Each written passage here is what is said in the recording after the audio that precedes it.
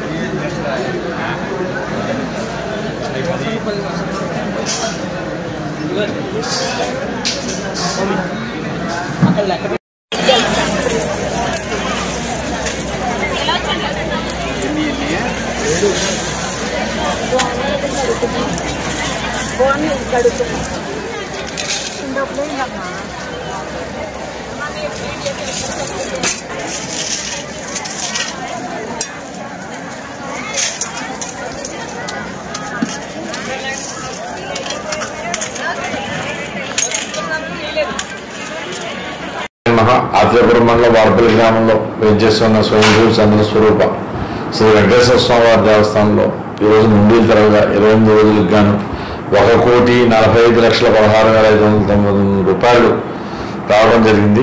అలాగే 37 గ్రాముల బంగారం, 890 గ్రాముల వెండి కూడా రావడం జరిగింది. ఈ యొక్క కార్యక్రమంలో వి సత్యనారాయణ గారు అసిస్టెంట్ కమిషనర్, మరియు కామేశ్వరరావు మరియు కిరణ్ గారు కార్యనిర్వహణాధికారులు, అలాగే గ్రామస్తులు, పత్రికా విలేకరులు, అర్చకులు, అలాగే పోలీసులు వీళ్ళందరూ కూడా ఇందులో పాల్పంచుకున్నారు. మరి కెనరా బ్యాంక్ లాభపాల వారికి ఈ సొమ్ముని డిపాజిట్ చేయడం జరిగిందని మీ ద్వారా భక్తులందరికీ విజ్ఞప్తి చేస్తాం. ఓం నమో వెంకటేశాయ నమః.